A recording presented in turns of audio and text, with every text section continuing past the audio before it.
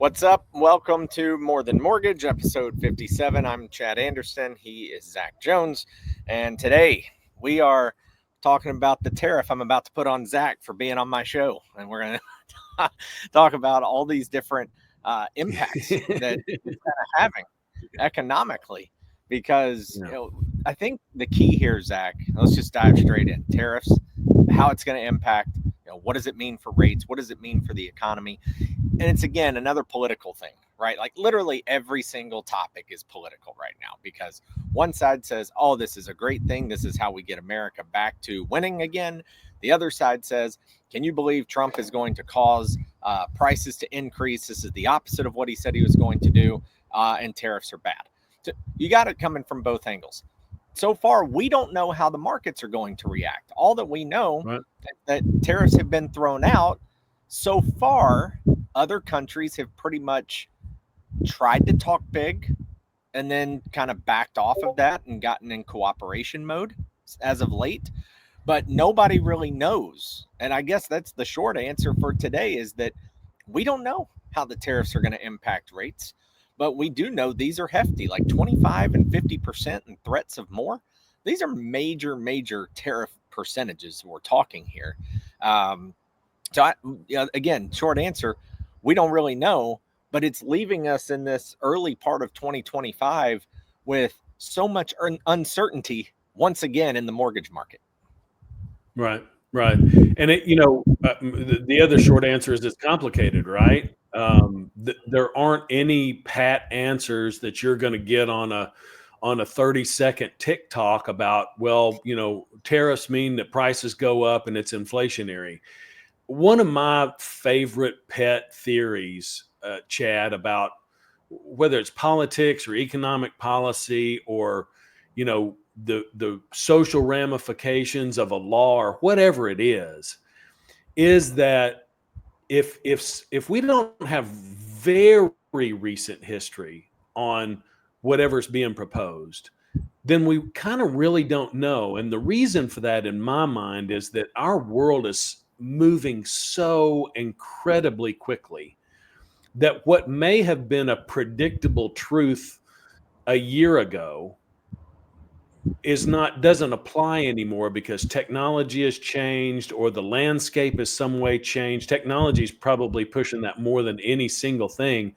Yeah. But this tariff idea, I did some research because I'm concerned about, further inflationary pressure because it's going to affect my business and mortgage interest rates.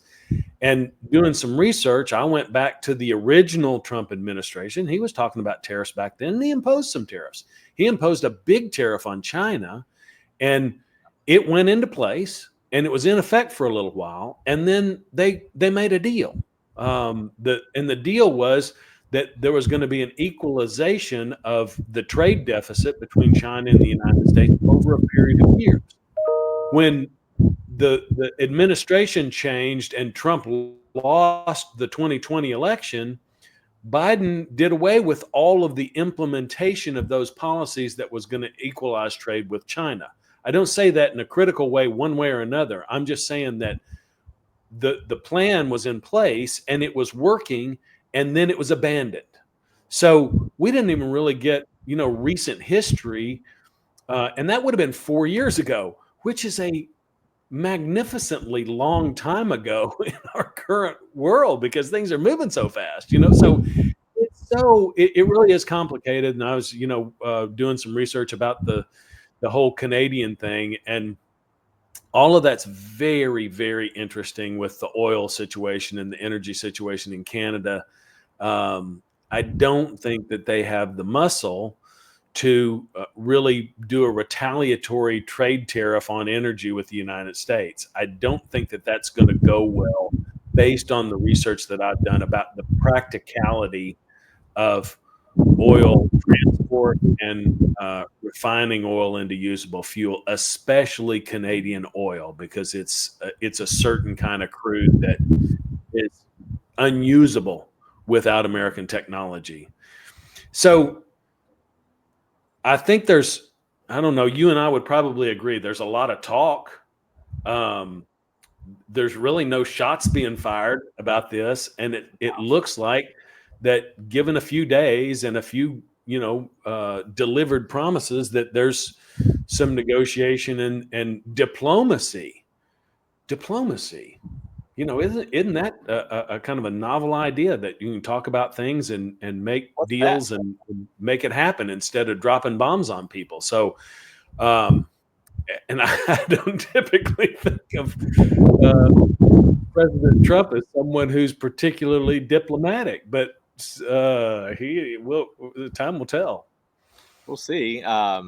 It's another thing where, the United States, at the end of the day, if they really want to dig their heels in, correct me if I'm wrong, you're a little better at this than I am, but the United States, if they really want something, they kind of have the muscle, and they have the, like you said, the ability to really stand ground. Like, they can outlast in a lot of aspects when it comes to some of these things. And so, Yeah. and you combine that with the fact that Trump is shrewd businessman. Is that the best way to put it? Like, he's Shrewd, certainly. Yeah, yeah, yeah, like he knows as far as the negotiation and kind of throwing his weight around and being kind of like a business bully. Um, he starts putting that kind of effect on other countries, and not as much as of the play nice. Then, like him or hate him, it's going to put other countries in precarious predicament, because it's like what we've said, is that you're in a spot where you can't look weak. I'm talking about other world leaders, you can't look weak to your people. So you have right. to say something like, "Oh no, we're going to fight this," but the actions always speak louder than the words, right? So time is going to tell what this does, how this does it, what's going to happen, and what happens to the U.S. economy, which of course will trigger interest rates one way or the other, along with the 10-year bond, the stock market, all those different things, but the treasuries, etc. So I think, again, kind of circling back to the beginning, so many of these things lead us to just a market of uncertainty. And Mhm. at this point, I've told people, every customer I've talked to, it's like, look, we can go off experts, we can talk about experts, whatever. At the end of the day, they don't know. If they did, they'd be making more money than having subscriptions to Right. loan officers and realtors. They don't truly know. Fannie Mae doesn't know. They put out forecasts, they don't know. Um, Goldman Sachs, they don't know. JP Morgan, they don't know. The National Association of Realtors, they don't know. The National Mortgage Bankers Association, they don't know. Yep. End of the day, they don't know. Neither do we. And you take what information you have and you do your best with it. But we don't know how the markets are going to react. And that's just it. And today, what's going to happen in 2 months could be different. Remember, this was going to last year was going to be the year of cuts. What was it? 7 cuts? Yeah, We we ended were supposed to be in the low fives on a conventional mortgage. Never happened. No. This year, they were talking about, don't know. We heard keeping it the same. We heard no cuts. We heard dropping a couple of cuts. We heard the outlier of may raise interest rates again. Kind of heard Right. it all. And so that's kind of the point here, is that it circles back to, look, it's all about affordability. So when we come back to the housing piece, because that's what this show is about, and that's what we look at the tariffs and go, how is that impacting what we do? It's all about affordability.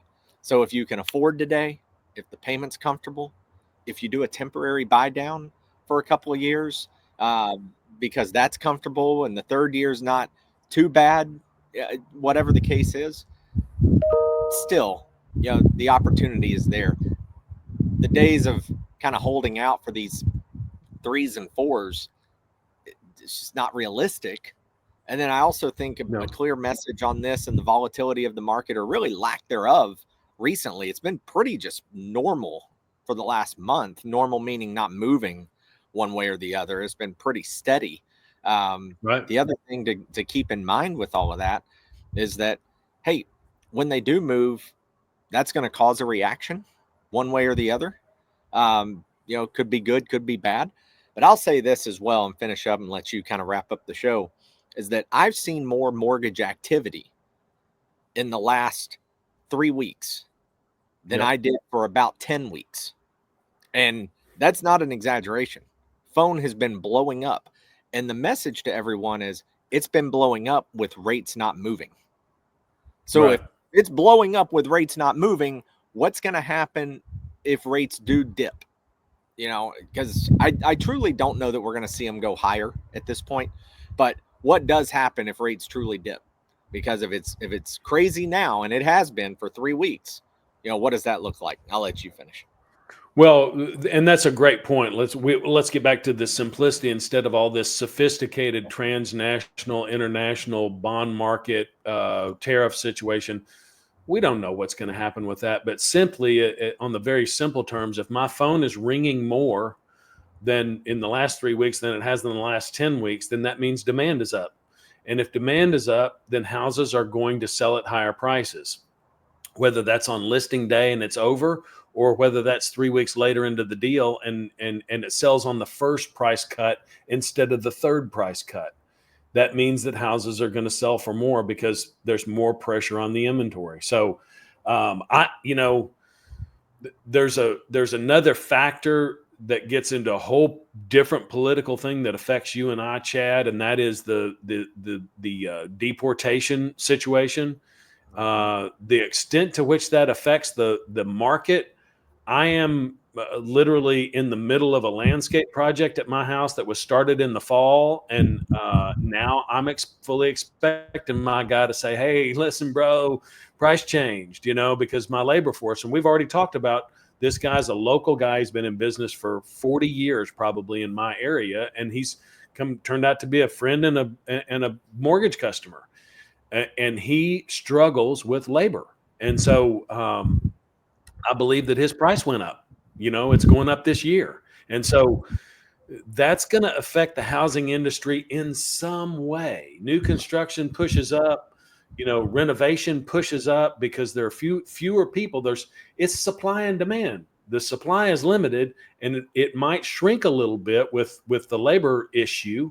And people are still going to need to get new kitchens and, build houses and have a drywall crew. So, lots of things at play that seem to be again, it goes back to your scenario. If we've got people who are waiting to buy, the question really is, can I find the right house, number one priority, at the right price?